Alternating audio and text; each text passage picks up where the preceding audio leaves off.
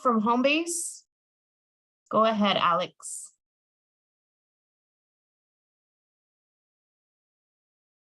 Good morning, everyone. Can you all see me okay and hear me okay? All right. Thank you so much for being here today. We are really excited to share our Housing First training with you all. And just a quick introduction. My name is Alex. I am with Homebase, and Homebase, this training is being put on by Contra Costa County's Health, Housing, and Homeless Services, along with Homebase. And Homebase is a nonprofit technical assistance provider focused on responding to homelessness, and we support H3 in their work, including hosting trainings, staffing various council on homelessness committees, and providing one-on-one technical assistance to providers and answering questions about compliance and best practices. And as I said, we're really excited to be here. I will pass it on to my colleague, Michelle, to introduce herself. Hi, good morning, everyone. I'm Michelle Burns, Directing Analyst with Homebase. I'm excited to be here to do this training with you all. Happy Monday. Looks like we have a nice big group. Really appreciate you all being here. And we are also joined by some of our Homebase colleagues who you will meet later on after the break when we have our breakout room. So I'd like to say thank you to them as well for joining. Meadow, Mihir, and Joy. They'll also be joining us in just a bit. Thank you. Welcome. All right. Thanks, Michelle. Okay, just a couple of reminders. I know we probably are all very familiar with Zoom, but closed captioning is available. As Mary mentioned, this training is being recorded. And if you have any questions, feel free to put them in the chat, unmute yourselves, or raise your virtual hand. And if any tech issues come up, you can go ahead and message me directly, and I will try and help you through them. All right, so today we will be, or this is our agenda for today. It's about a 2-hour training, so we've got a lot of things to cover. We'll be reviewing core principles and key characteristics of Housing First programs, barriers to program enrollment, common Housing First challenges, implementing Housing First, and as well as looking forward. But before we get started, we would like, I know that there's quite a few of y'all in the room, but if you could all drop in the chat your names, your pronouns, and the agency that you're with, and as well as something that was uplifting that happened to you this week. I know it's Monday, but in the last week, anything that was uplifting that you would like to share. And I'm going to go ahead and open up the chat to see what folks have to say.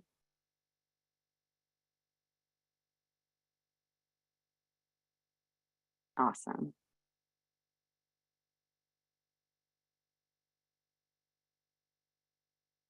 All right, so I'm going to go ahead and get started, but if y'all can keep introducing yourselves, that would be great. Let me go to the next slide. I'm sorry, I have 2 screens, so if I'm looking between both, that's why. All right, so first we have core principles and key characteristics of Housing First programs. And so why Housing First? Well, for starters, it is evidence-based. Housing First has been identified as a core strategy for ending homelessness in the Federal Strategic Plan to End Homelessness, to prevent and end homelessness, known as Opening Doors, the Federal Strategic Plan to End Homelessness. That's a mouthful. It has also become a funder and community priority. Housing First is reinforced through program grant competitions and awards, both local and state, and grantee performance reports, as well as local CoC written standards. And also, as I mentioned earlier, but it is a core practice that is required for ESG funded programs in California. And also in California in 2016, the California legislature passed the Senate Bill 1380, requiring all state funded housing programs to adopt the core components of the Housing First model, including for rapid rehousing and permanent housing.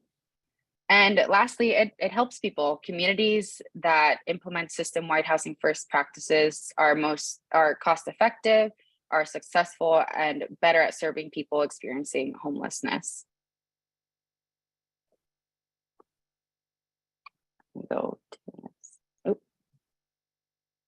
Okay. So what does housing first mean at a system level?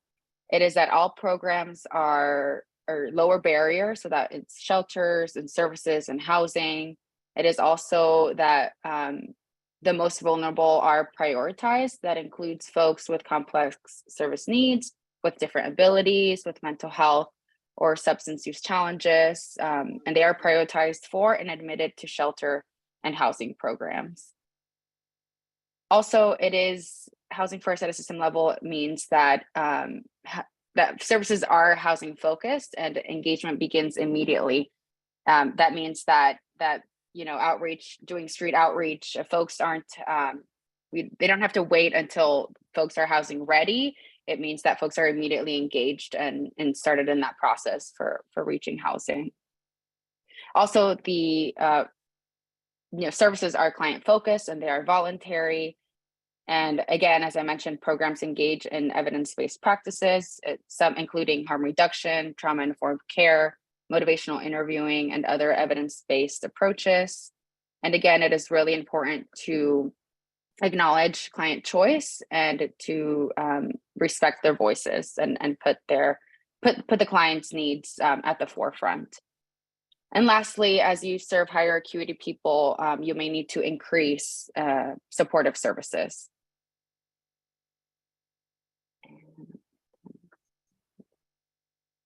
Okay, so at a program level, what does housing first look like?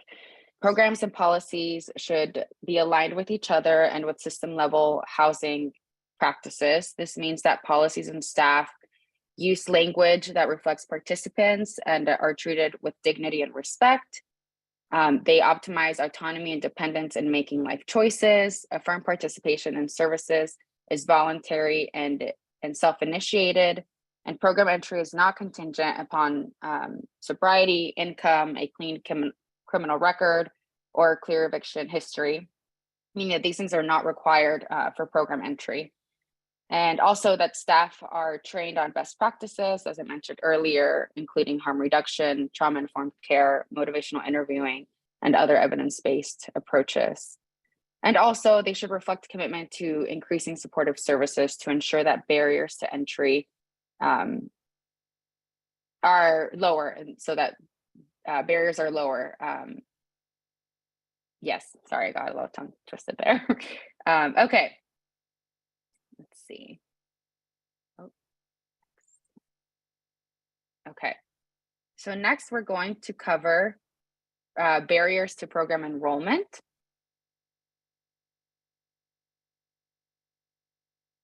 Okay, so as we discussed earlier, reducing barriers to enrollment is a housing first principle.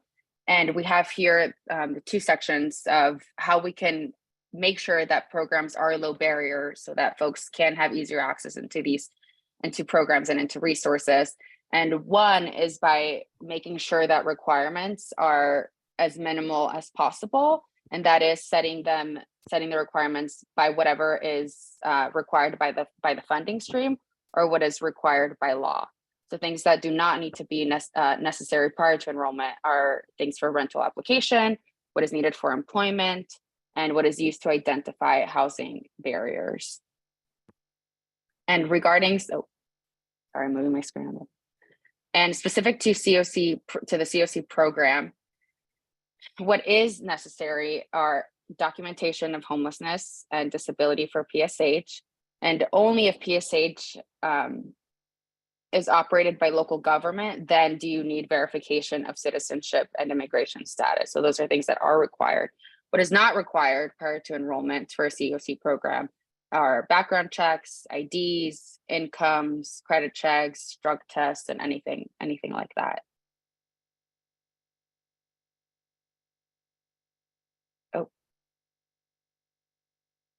Okay. So here we have some questions that we think are helpful as you think about whether your programs are aligned with the Housing First model. These questions are things we think you should think about to make sure that you're following Housing First practices, and these are some things that you might want to consider. So, do you know which pre-enrollment requirements are necessary and which are added by your organization? Are there ways to lower pre-enrollment requirements for your programs, and where do those barriers come from? And what concerns do you have about changing pre-enrollment requirements?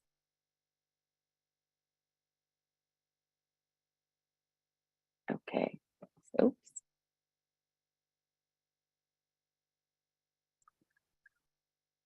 Okay, and that is all I have for now, and I am going to pass it over to Michelle.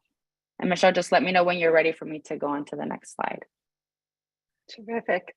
Thanks, Alex. And just want to pause for a minute to say how much I've enjoyed looking at the chat and seeing what folks have put in terms of things that have uplifted them recently. I want to especially call out Janelle going to see Trisha Hersey speak. I'm a big fan. Rest is Resistance. I highly recommend it if you have not listened to her or read her book. It's very valuable. I see some college admissions. I see volunteering. I see baseball and softball, and just great going into the Berkeley Hills. So glad to see that people are taking time to do things that uplift them and bring them joy. You all are doing such important work, and it's so great to see that you're all taking time also to take care of yourselves. So wonderful to see. And again, thank you all for being here. I realize I don't think I did my pronouns. My pronouns are she, her, hers. And what I'm going to do, oh my gosh, someone ran a half marathon yesterday. Congratulations, amazing. So I want to spend some time now talking about some common challenges that we see in terms of in implementing housing programs, and how some common housing first challenges and how to address them. And as I'm doing this, what I'm going to do is go over, we have about 6 common challenges that we're going to go over, and I'm going to talk about how the challenge may present itself, and then some housing first strategies. And then I'm going to pause to see if people have questions or comments as we're going through. And then definitely at the end, we will also have plenty of time for questions, and we will also be doing some short breakout sessions. But just to give you a preview of how we're going to be approaching this, definitely feel free to put things in the chat as you have them. And then like I said, I'll pause for questions. Next slide, please. So the common challenges we're going to be talking about today are serving participants with behavioral health needs, serving participants with low or no income, serving participants on the 290 registry. Those are folks that need to register due to convictions for sex offenses. Serving participants who have histories of migration and or undocumented status, landlord reluctance to renting to people who are exiting homelessness, and then shelters that have strict behavior-based rules, and how to make shelters more housing first focused. I will be using interchangeably the words participants, sometimes clients, and I'm here talking about folks that are in your programs that have experienced homelessness and are either seeking to enter a housing program or are already in the housing program and are eligible because they have experienced homelessness in the past. Okay, and another thing about language also is both Alex and I are making a very deliberate effort to use person-first language and really to focus on the humanity of the people that we are serving. Next slide, please. Okay, so the first challenge I want to talk about is serving participants with behavioral health needs. And this is very common when we have highly vulnerable participants with behavioral health needs that present challenges to maintaining housing and accessing services. Behavioral health needs may include mental illness. It can include a substance use disorder. And because one of the key elements of housing first is having voluntary services, This challenge may manifest when a participant does not engage in services, when they are experiencing a mental health crisis, or when they are using substances. So when faced with this challenge, it can be really helpful to start with the core components of Housing First. So this training, we call it Housing First 201 because it's a little bit more than just the basic overview of what Housing First is. But we will be incorporating these principles throughout the training. So as a reminder, it can be helpful to start with the core components and includes the principle that applicants are not rejected on the basis of poor credit or financial history, poor or lack of rental history, criminal convictions that are unrelated to tenancy, or behaviors that indicate a lack of housing readiness.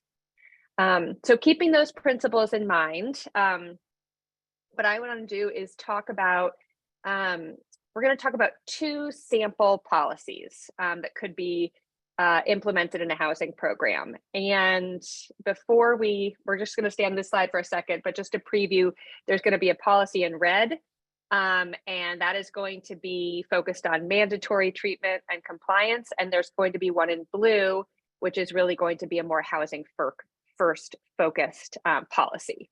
Okay, next slide, please.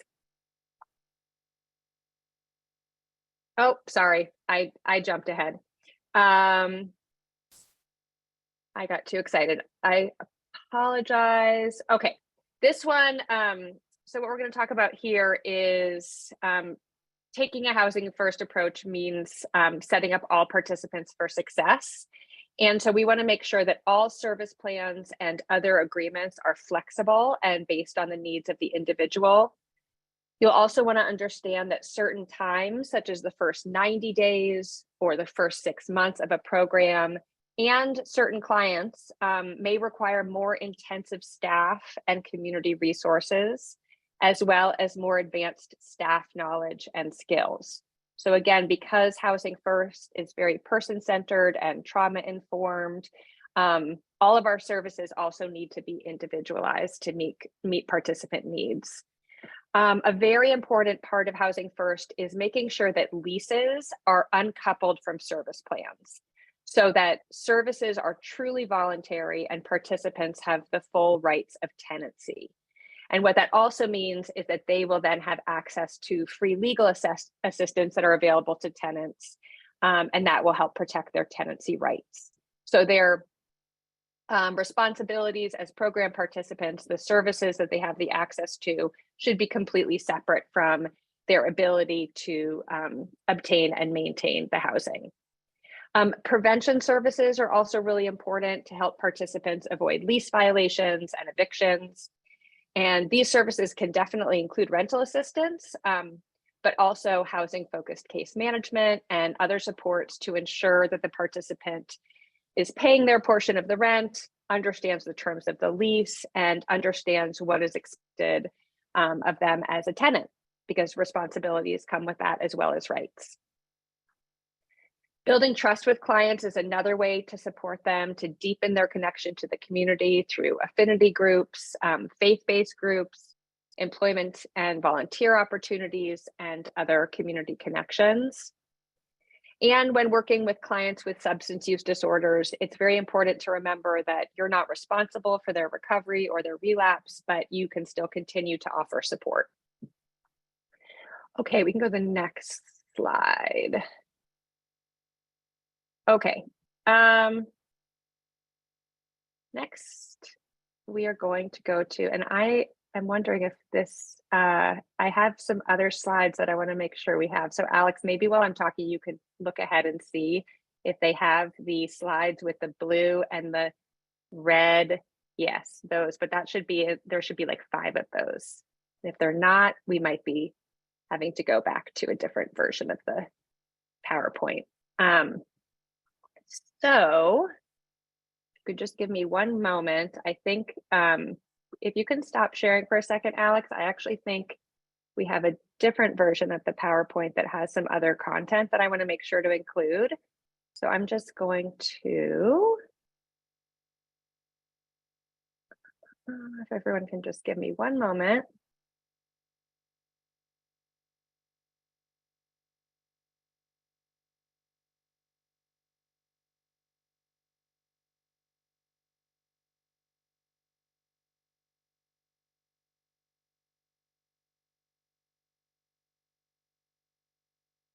Okay, Alex, if you don't mind still sharing your screen, but doing it from the one shared that was just most recently shared into our folder.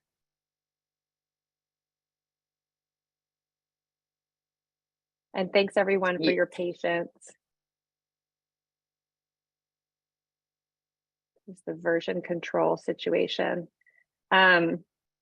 So this, and Alex, if you're not able to do it, you can go ahead and send me a message and I can Oh do no, it. sorry, I'm downloading it now. Give me 1 second. Okay, Sorry great. about that.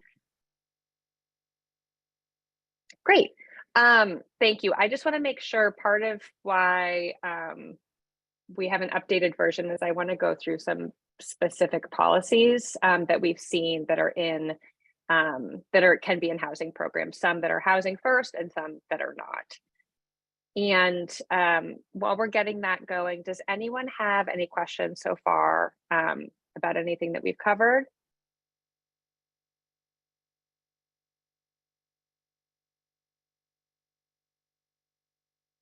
Great. I also wanted to say, you know, what going through the chat when we were talking about things that people have done this weekend, it looks like someone was featured in the East Bay Times.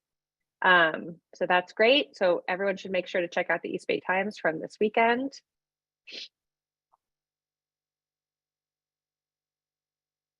Okay, I am going to share my slides if you all can just wait one moment.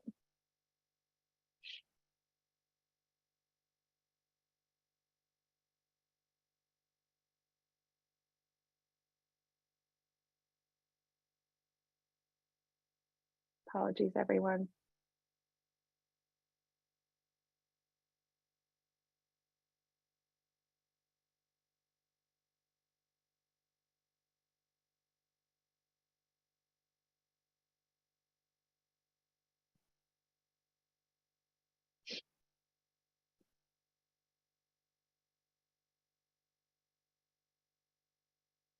All right.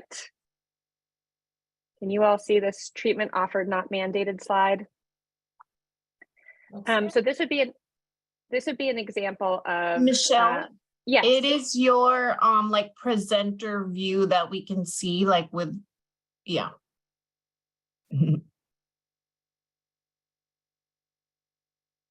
Okay. This may be an example of where I just need to let go of perfection and just share the original one. But I'm going to try one more time. And if it doesn't work, we'll just go back to the old one and I'll just verbalize it. So thanks, everyone.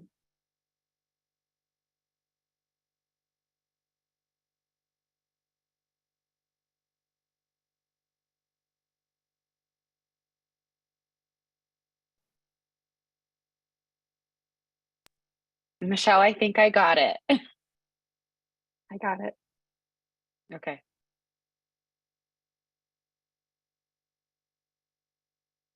Great. So now everyone should see treatment offered, not mandated. Okay. Looks good. Looks good. Thank you, everyone. Really appreciate it. Okay. So as I was saying, this is an example of a situation where treatment is offered but not mandated. And the slide on the left, the red slide, specifically talks about that's an example of a policy that would be not housing first, where AA meetings are required and they need to cooperate with a treatment plan, or the participant will face eviction. And then the second policy in blue is focused on really meeting participants where they're at. So providing engaging and voluntary services. And in this program, housing-focused case management is provided along with linkages to other services. So this is really like a practical way of looking at it as a way that you can see how it can be presented in a different way. Okay.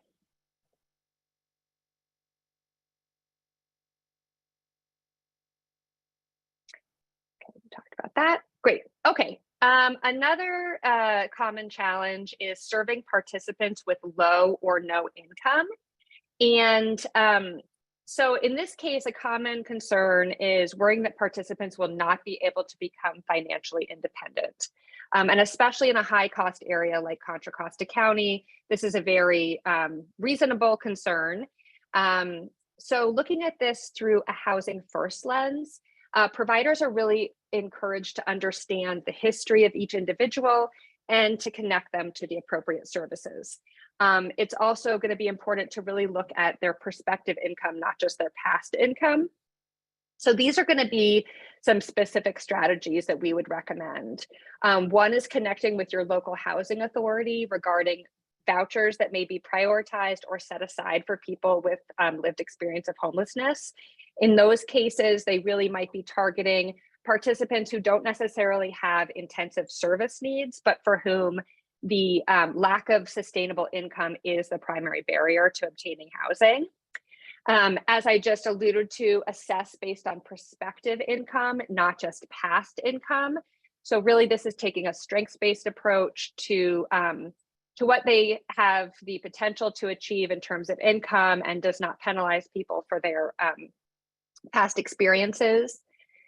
Third, you really want to focus on increasing connections to cash and non-cash benefits. So that would be Social Security disability. Non-cash benefits could be subsidized childcare, and all of those things can make a difference in terms of lowering housing barriers because it will be increasing their the amount of income that they have and benefits that they have.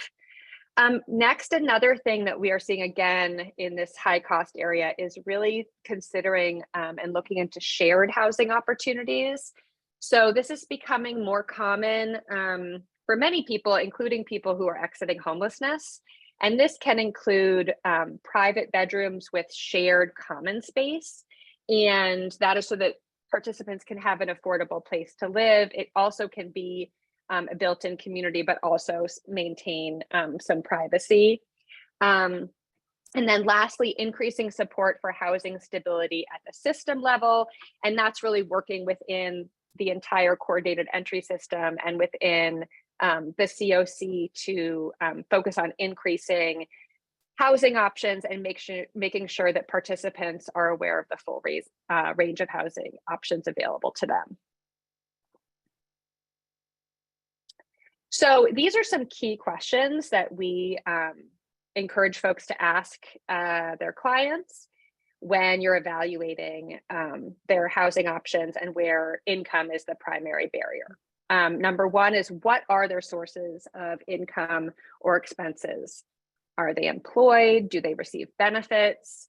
You want to look at what types of expenses they have. Do they have child support or spousal responsibilities? If they have a history of involvement with the criminal legal system, many people in that situation also owe fines, like court supervision fines or fees, and that is something that can be pretty burdensome, especially with someone with limited income. You want to make sure that they're receiving all eligible benefits, and then also determine if there's ever a point where they might need to be reevaluated for their eligibility for those benefits. You want to determine if the client is currently working or able to work, if they can return to a past area of work.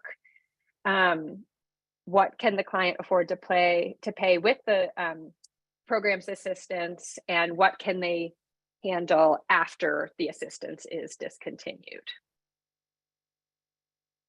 I'm going to actually go back there and pause for a moment and just see if there's any questions so far. Let's see.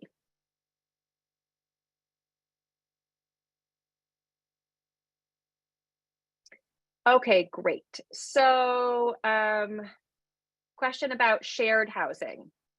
So how does the shared housing work for those with children, and is there a particular resource for them? That's a great question. And I'm going to actually pause and see if there's any providers here who specifically have are providing shared housing and would like to speak to that at all. because I think one of the benefits here is that we have such a great group. So it's always helpful for people to be able to learn from each other.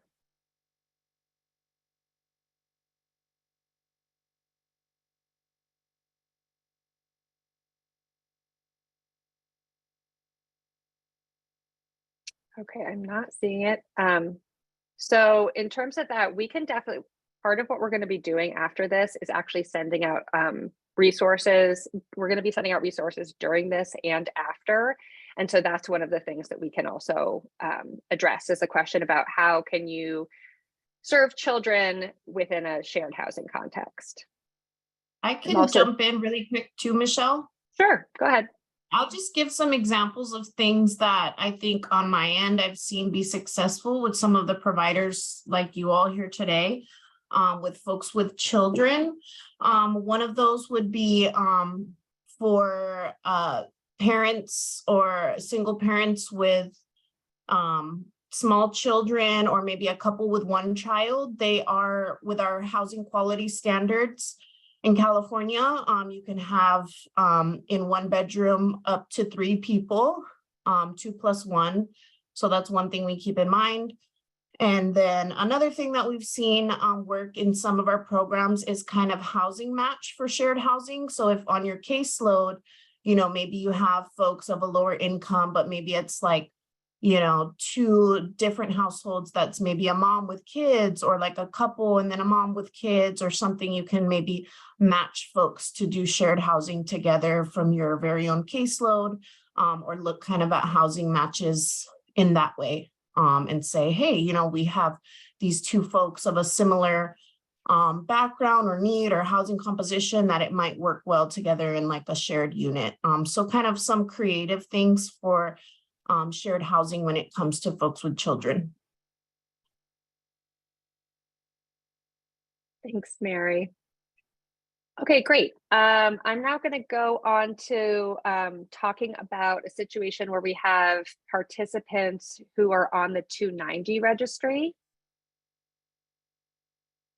So this is a situation when for participants who are required to register on the 290 registry due to sex offense convictions. So this is definitely a huge barrier for housing providers as well as participants in terms of seeking and maintaining housing. A huge part of that is a lot of stigma and also a lot of misinformation about what housing providers are able and not able to provide.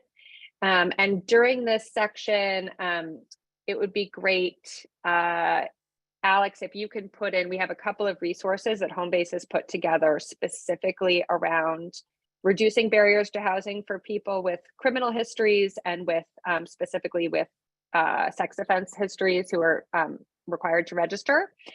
So the first thing that is really important is to understand the limitations of the sex offense registry and to support staff to address bias and stigma based on inaccurate information. So in California, there is now a tiered registry, and there are differences in the requirements and duration of these tiers.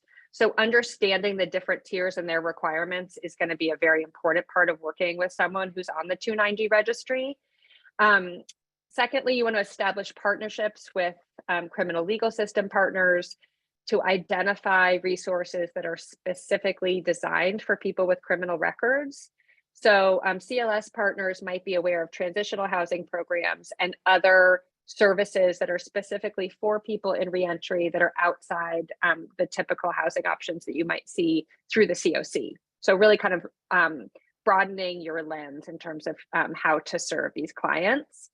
The third approach is also to use information on the registry to help your client. So most registries do provide public information about the addresses of people required to register, but that actually can be beneficial because you can use it to locate landlords or management companies that are amenable to providing housing for clients that are required to register.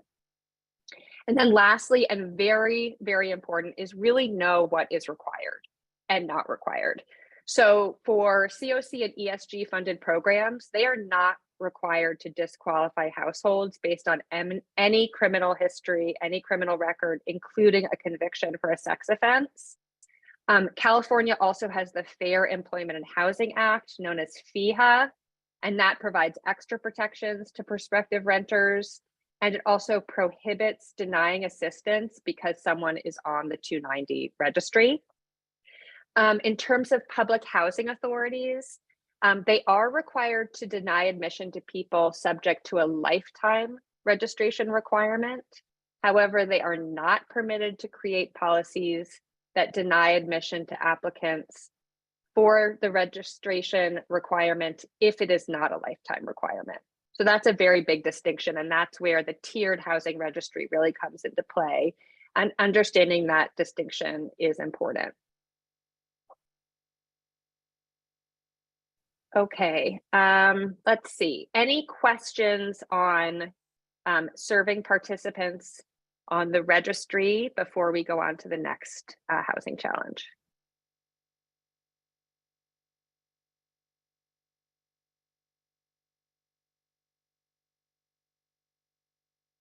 Okay, I am not seeing any hands, anything in the chat. Great. Okay. So the next one I want to talk about is serving migrants or people with undocumented status. So a challenge that we see is when serving people who have migrated and people with undocumented status. And within this community, you may see higher rates of poverty, language barriers, racialization, intersecting inequities, and also, of course, a history of trauma. So when taking a housing first approach, it's going to be really important to acknowledge and uplift the fact that migrants and folks with undocumented status add value to our communities and bring many strengths. So rather than just looking at this as a barrier and a challenge to overcome, really focusing on what is brought to our community when we have folks who are undocumented and other people who have immigrated. It's important to offer culturally affirming supportive services that hold spaces where clients can continue to practice cultural traditions and customs. Staff programs with people who come from the communities that you serve, including those that are fluent in the languages spoken by your clients, and actively involve people with lived experience in developing policies, procedures, and strategies to support clients. Stay in the know about resources that are available to immigrants and people who are undocumented, and work with the coordinated entry system to make sure that people with limited English proficiency and access to transportation know how to get help with housing and also feel safe doing so.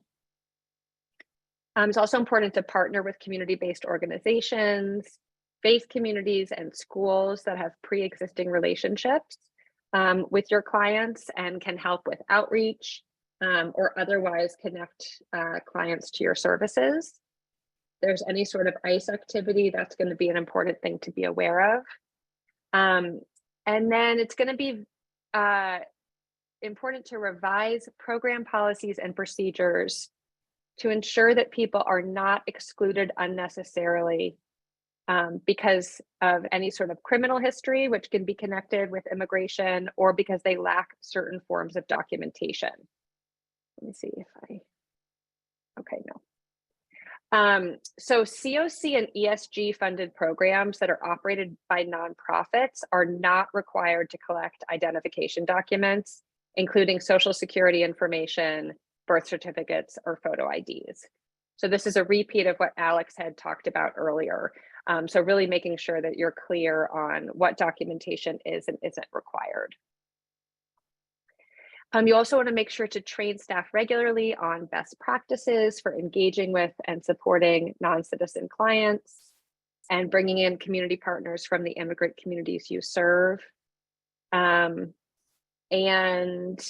Again, only verifying immigration or citizenship status only when absolutely necessary. So certain government operated programs other than emergency shelters may be required to do that, but others would not.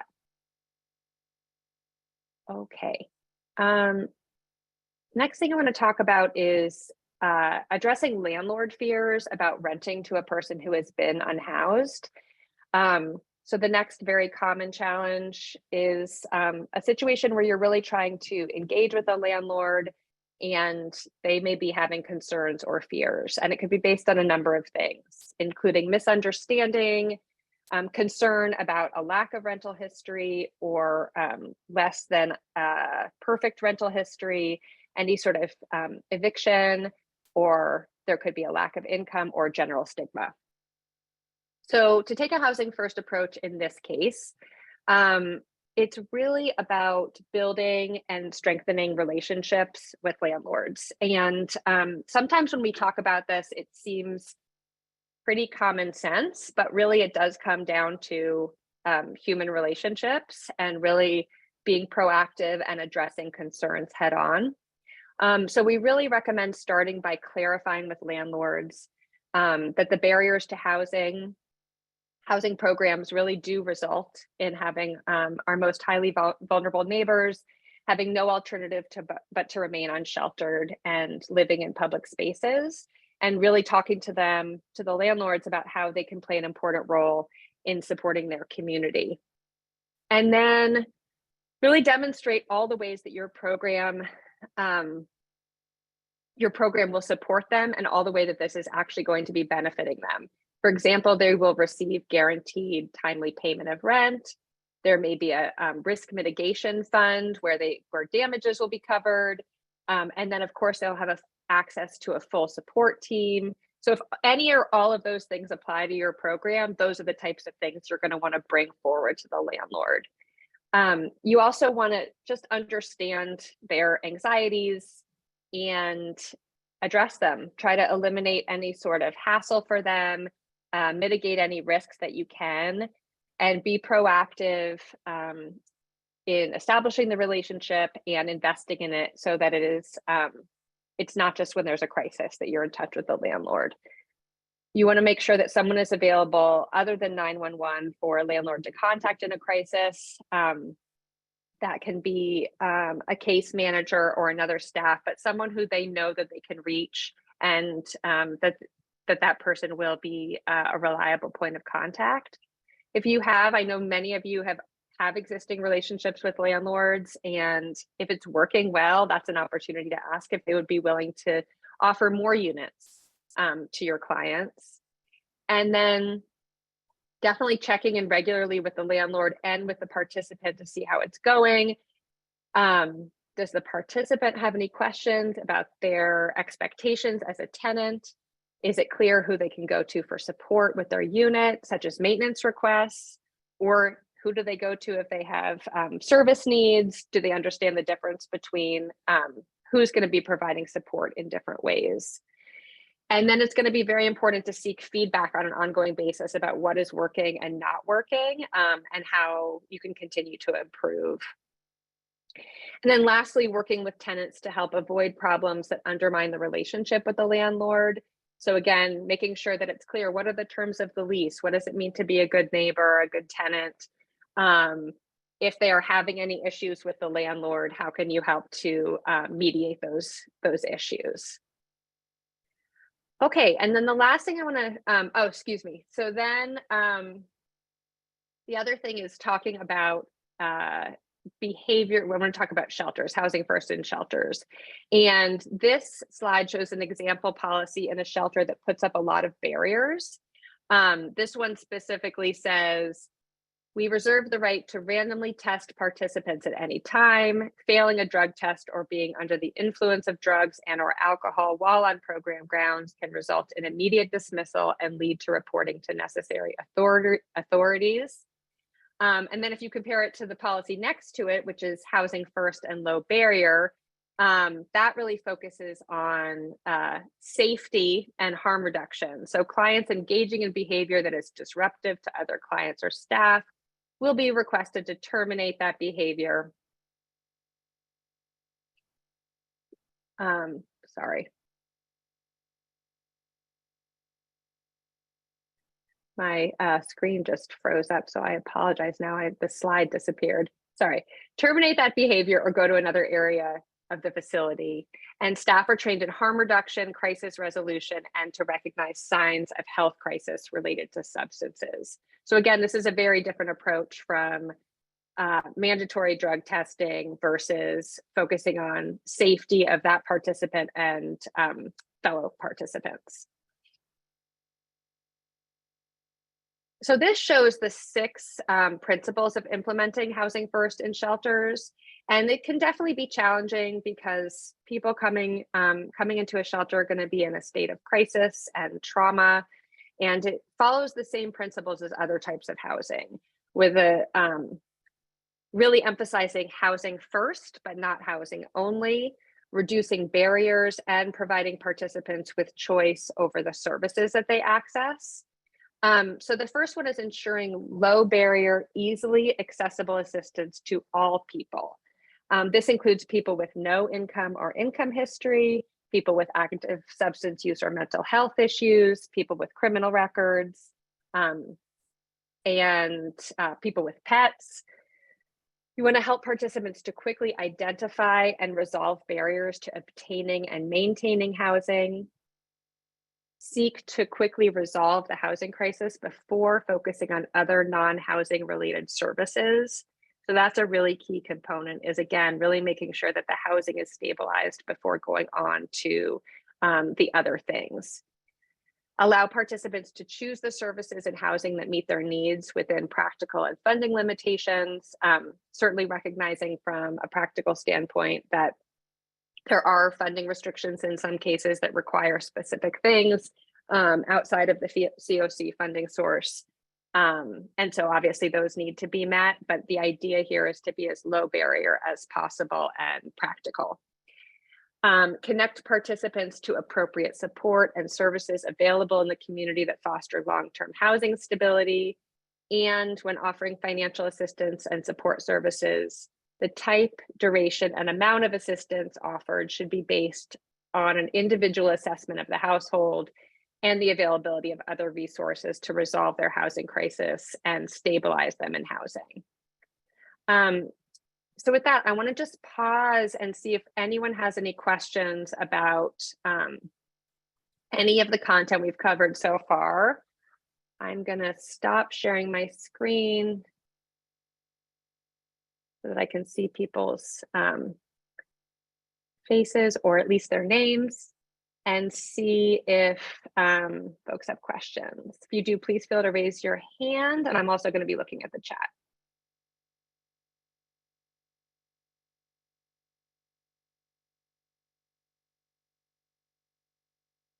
Great, so I'm seeing here information about landlord incentives, and I think that that could be that's a really good point. There are a lot of programs that do formal landlord incentives, including like a signing bonus for a landlord who signs to a person who is coming out of homelessness.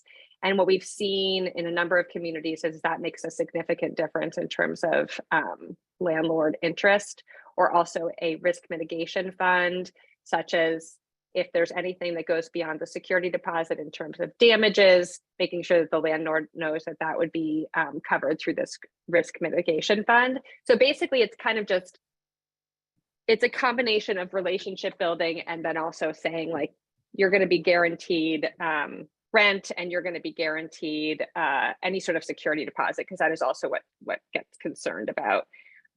Alex, I see you have a hand up. Yes, thank you. I think I fixed my camera. Are you able to see me? Okay. Yes. Well, first of all, I just want to thank you for this. I think it's great that to bring everybody together. And I guess I'm wondering what's next. My understanding of Housing First is that this was like, created 30 years ago in response to the staircase model, which clearly put up all these barriers. So clearly, 30 years on, this is making a big impact. And, we have about 30 people on this call from Hope Solutions. So we're investing 60 hours in this training, you could say, right? And my understanding, what I hear from our navigators out in the field, that we are housing first. It's convincing landlords to be housing first, right? We've talked about how to do that and being creative and giving incentives. I guess my question is, like, what's next in the evolution? Because for me, to be quite frank, the housing, I feel like we're there, And I don't know that I want to spend 60 hours of staff time in another Housing First training. I'd rather have them out finding housing and working with clients. And so, from what I'm seeing, the big barrier is income, and people spending 50 to 70% of their income on rent. And studies show that if you're paying 70% of your income on rent, you're probably not going to last. So you have such a broad view and a deep view and all these, like, in your mind, what's the next evolution of a philosophy to help us now in our county where prices are so high, to help us, get the next thing that helps us really make a difference? I really hear that. And that is something that we are hearing definitely here and across the country, but especially, in the Bay Area where expenses are so high. And I think, yeah, some of the things we're talking about today are there's the kind of immediate things such as like shared housing and trying to get landlords on board. And what we are definitely seeing, in terms of what's next, I will speak a little bit about the landlord piece of it. I'm going to send you all resources. I don't have the numbers in front of me, but looking at the specific landlord incentives that have been used in specific communities, we are seeing just drastic changes in the amount of landlords that are renting to people who are exiting homelessness, and in places that are as high cost as Contra Costa County. So not just we were looking at some, I know it's not helpful to compare it when there's like a huge vacancy rate, but in other places where there are very low vacancy rates and seeing that and very competitive rental markets, that is also a huge piece of it. I think also a big thing that we're seeing and hearing here and elsewhere is the shared advocacy voice of providers is also starting to really make a difference in terms of coming forward and requesting things like additional multi-year funding sources versus having this kind of like year over year situation. And I would be curious if other folks have other things that they would be like to share or ask about this. And I'm sorry, Michelle, you're saying advocacy, so the advocacy towards funding funders and county continuum of cares. Is that what you're talking about? Yeah, that's right. What I'm seeing is, for example, like taking more of a also like a regional and statewide approach. So the fact, for example, like right now there is these efforts, the All Home Plan, the CSAC plan, that's the California State Association of Counties, where these efforts to try to make it where it's looking at it not just in terms of a specific city or county, but really trying to bridge the gap between counties across regions and across the whole state. And I know that there's discussion at the provider level and also at the county level, for example, the CSAC plan, in terms of bringing that kind of advocacy forward.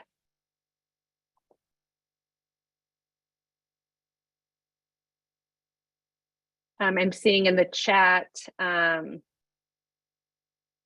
trust funds, reparations, give the land back to the people. Hear you, Joe. And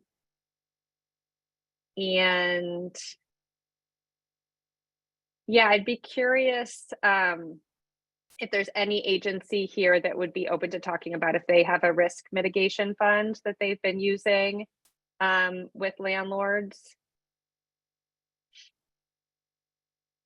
Again, I can send out information that I have about some other communities that we've seen where that's been successful.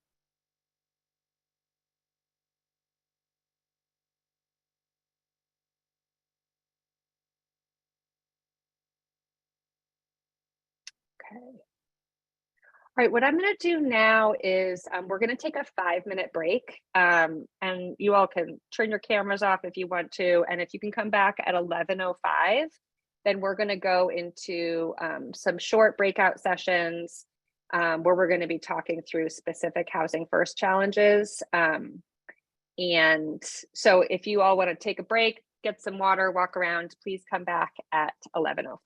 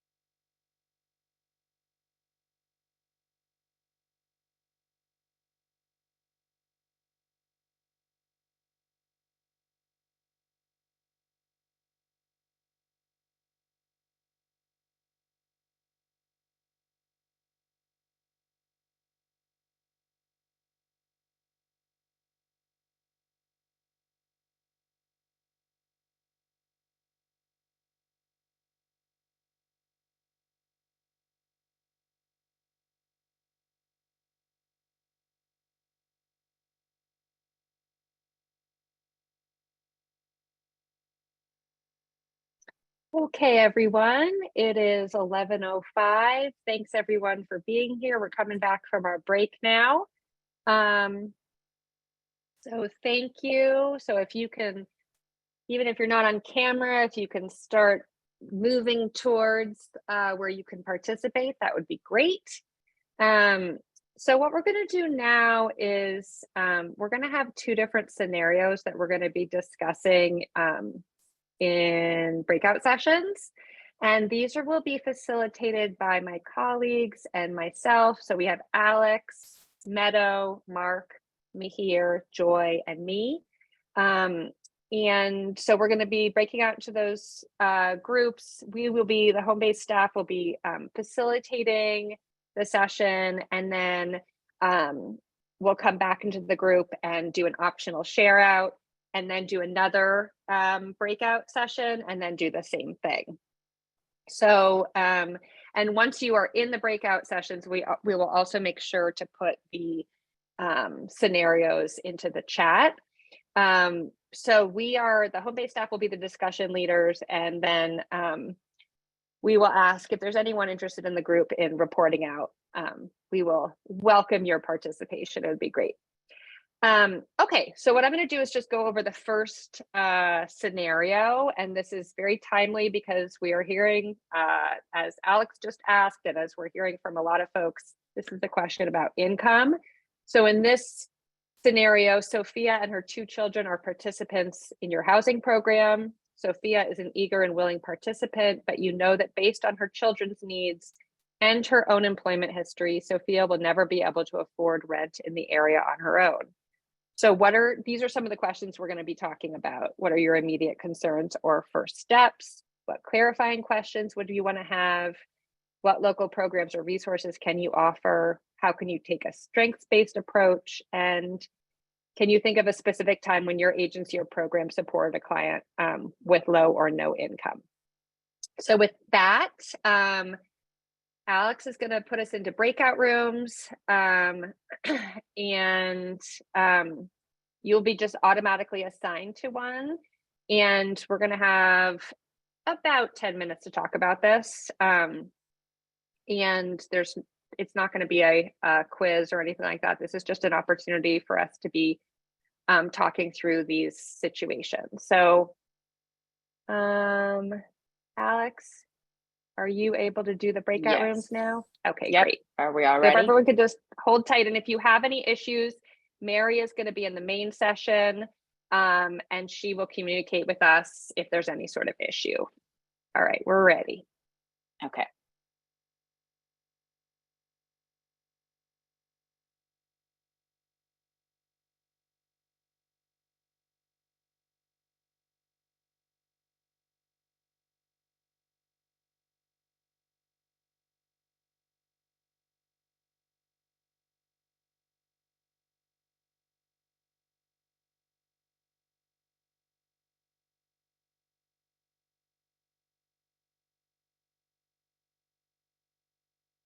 Looks like we might have a few folks unassigned that maybe just popped in that we might need to Yeah. assign.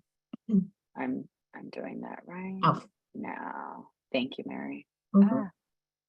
Zoom is like not being friendly today.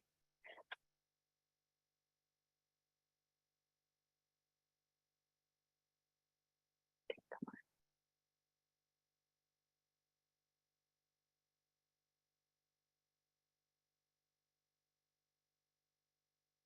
Just a couple more.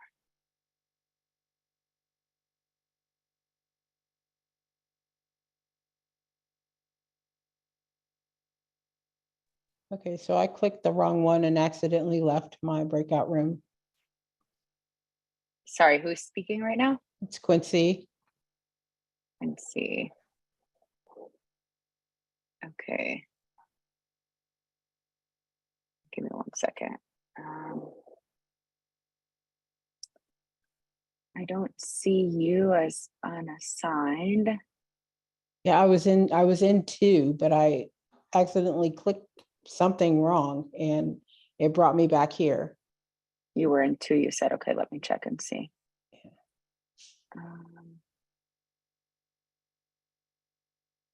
Okay, I'm gonna try moving you to a different one and see if that works, okay? Okay. Okay, hang in there. Okay. I'm wondering if that worked. Quincy, are you still there? Oh, okay. Um, okay. Mary, do you have access to the breakout rooms right now? Do you see the breakout room window? I can see them. Yes, I have to see the window. Okay. Okay, so I'm gonna go ahead and then join the group that I'm Okay. supposed to join And with, if anyone I think. pops in, should I just randomly like assign them to a group? Yeah, I think that Okay. would be fine. Okay, cool. Okay, let's Hello, see. I got put back in the main session again. Let's see. Who was that speaking? Anita. Anita. Oh, okay. Move to, let's try this again. I'm gonna try another room, okay? Okay.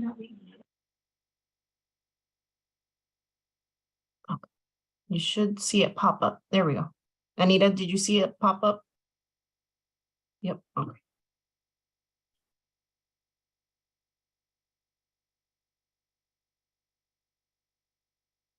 And let's see.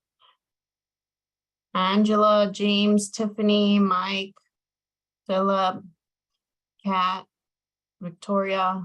You guys need help getting over to your rooms?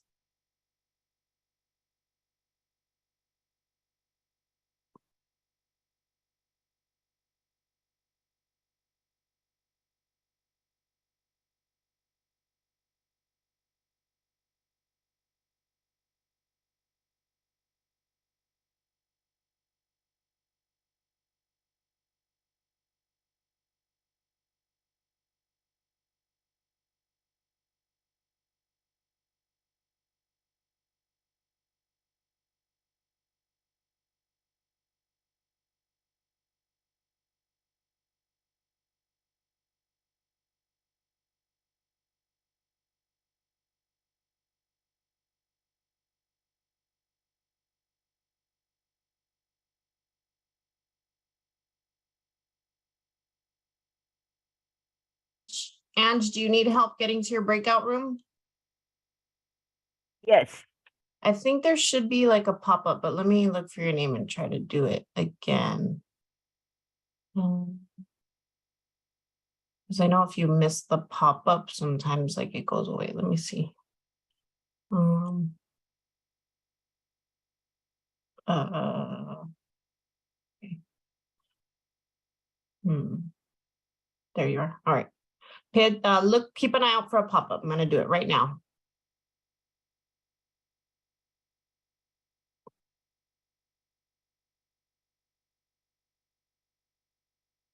There we go.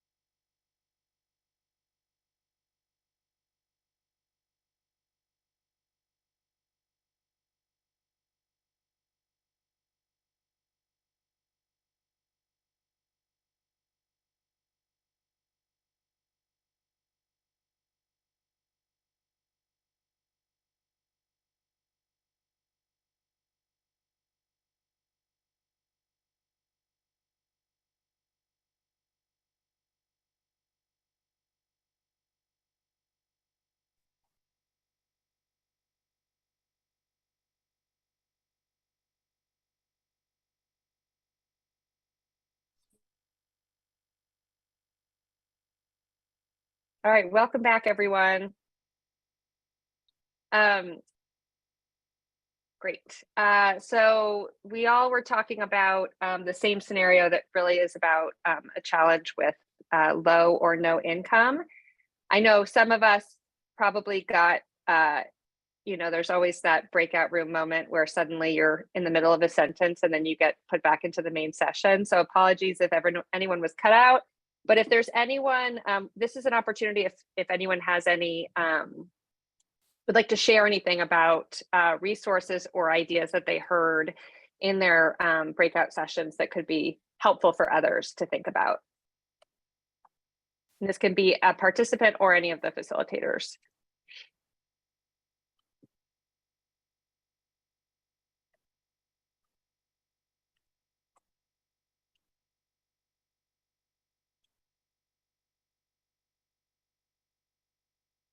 I can jump in for our group, Michelle. I think we were group 3. One thing that came up was really with respect to the strength-based approach question, was really just thinking about the different ways that you can sort of instill confidence in a client so that they can do the things themselves, make the choices themselves, sort of helping the client to be independent in their own decision-making, not imposing any of our own sort of preconceived ideas about what's going to work or not work, and how that's really at the core of a strength-based approach, as well as sort of like helping facilitate that connection of resources and connection of supports within the community. But really like that confidence piece and thinking about, if you're putting your client first, thinking about how to generate that confidence within themselves to do that decision-making is going to help crack some of the, the nut that is this complicated scenario. Great.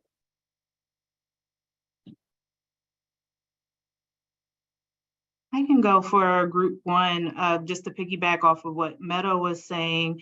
Motivational interviewing came up, so that way participants can really play a role in what they think the answer is to this issue, and making sure that things aren't told to them, but they're actually encouraged to be a part and come up with the answer themselves.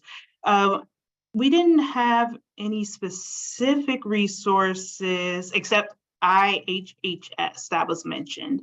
IHHS if to try to increase income, but general theme was making sure that all avenues of resources are exhausted. So making sure you're exploring every possible resource that could be useful to support this person as they're trying to look for housing.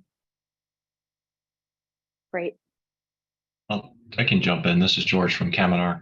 Kind of what I was in mid sentence before I got bounced back to the main room. I was thinking in terms of finding out what the values of this person are, what's important to them, and using that as a way to sort of guide a strengths-based approach. Because usually I found that what's important to people, typically there's some strengths that sort of coalesce around people's values. And kind of using that as a way to sort of offer options and other resources that they may not have thought about, but that would be appropriate to their needs.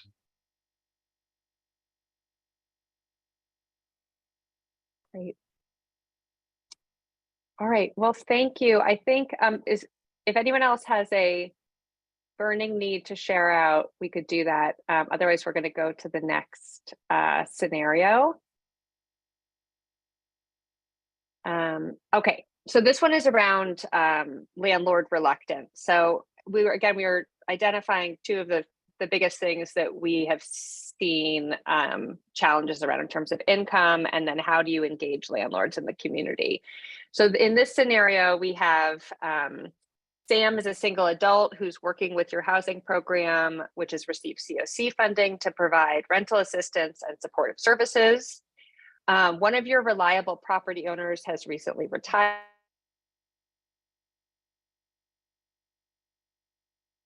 And so then we have these guided questions about how do you build and maintain the relationship with the landlord? Do you have specific strategies for landlord engagement? Have you reached out to landlords with medium-sized housing portfolios? That's kind of a leading question. And does your program have formal landlord incentives, which is what we were talking about a few minutes ago. So we're going to go back into the breakout rooms again, and we will come back here at 11:36.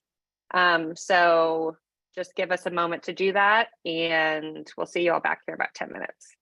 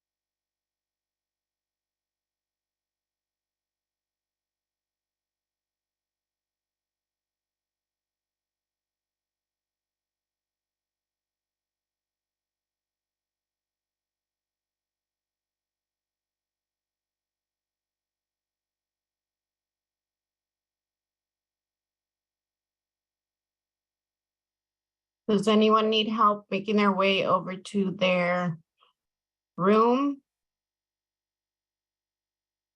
Jackie, James, Kat, Victoria.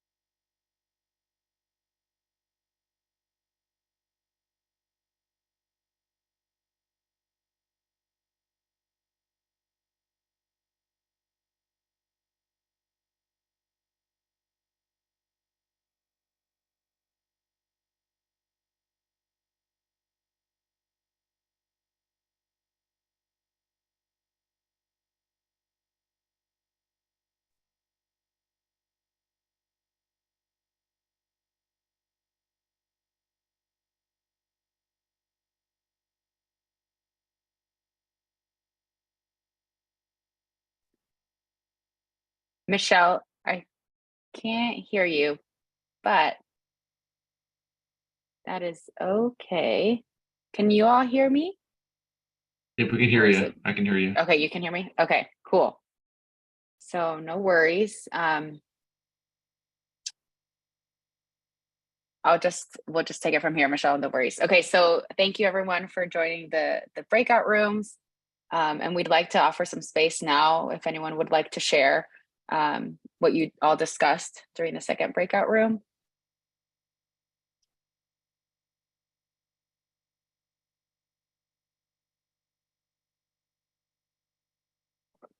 Anybody have anything to share? Hello. In our group, we did have a question.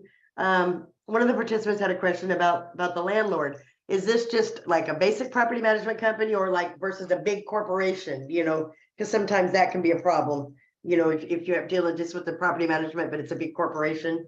So we were wondering about that, like the rules for that. We talked about evictions and things like that, bringing the law back up and to remind them, you know, that the landlords and to, you know, understand their feelings, just speak to them, you know, politely and respectfully, and then completely advocate for our clients, of course, and just remain diplomatic and respectful with the, you know, the housing people. And I also mentioned that sometimes with housing, it helps if you let the landlords know that they're going to have continued case management services. That gives them, you know, kind of makes them feel a little bit better. All really great points. I'm not sure who was speaking. You didn't show up on my screen. It's Yeah, all Tracy. really great point. Tracy, thank you so much. Thank you You're so much welcome. for sharing. And that is, you know, that you do bring up a good point. I do think that these strategies could change a little bit depending on the size of the land, not the size of the landlord, but of the amount of properties that they manage, whether it's a big corporate property or a more a smaller mom and pops kind of landlord. So thank you for bringing that up. I do think that that's important. Anybody else want to share? I'm really curious, actually, in terms of the question around any strategies, any other strategies that have worked. Anything? Did you all hear anything interesting that you were surprised maybe, or that your agency itself hasn't tried yet?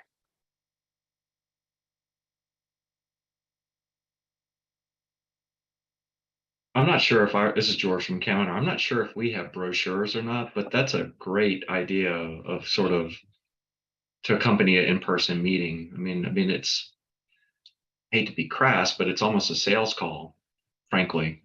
You know, and really, yeah, and it's marketing. So you got to think of it like you're Nike or something, with the same level of kind of juice, if you will, you know, belief in your program and a real conviction, because people feel that when it's honest, rather than just sort of a dry recitation of these are the services we offer and it's sort of a monotone delivery. And that can be challenging, but really conveying the energy and the commitment around the services we offer, I think is very important. People feel that. Mhm.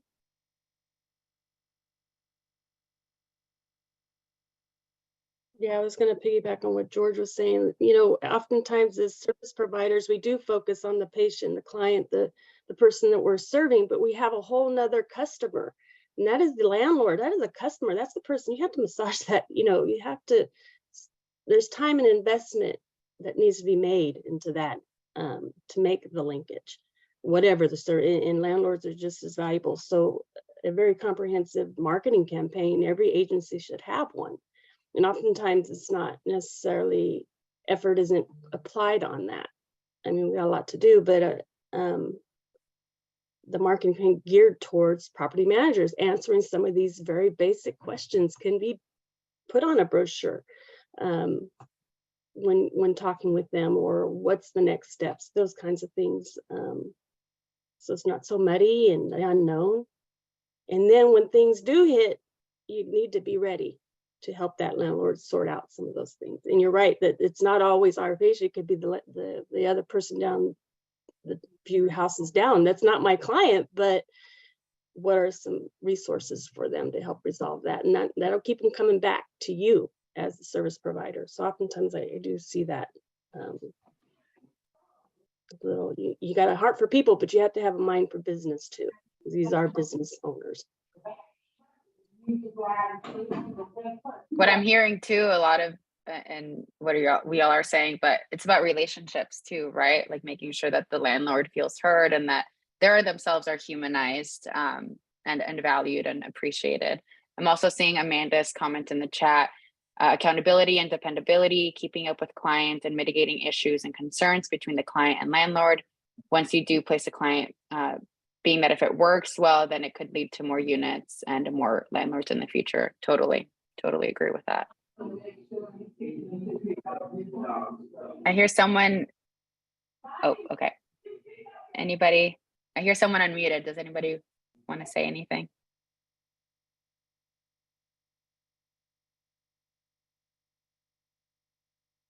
Okay. Before, I believe this might be it. Yes, thank you so much for being here today. Before we let you all go, though, I would like to send over our satisfaction survey. If you will just give me a moment.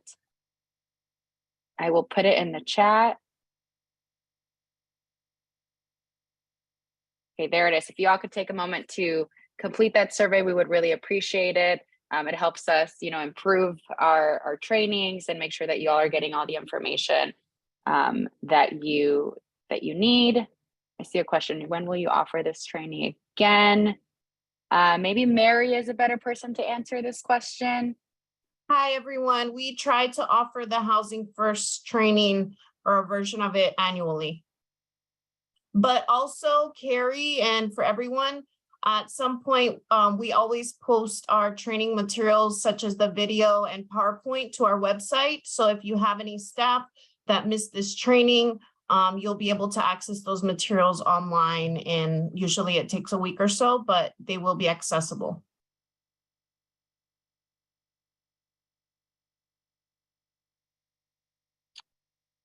Well, if nobody else has any questions, this is all we have for you today. If you do have any questions and want to reach out later, please feel free to send an email to the email listed on this PowerPoint. And as Mary said, all the materials will be sent out to you all later within the next week. Okay, everyone. Thank you so much. I really appreciate it. Have a great day and a great week. Thank you. And if you could please help out by filling out the survey, Mark dropped the link in the chat. That'll be greatly appreciated. Thanks, everyone.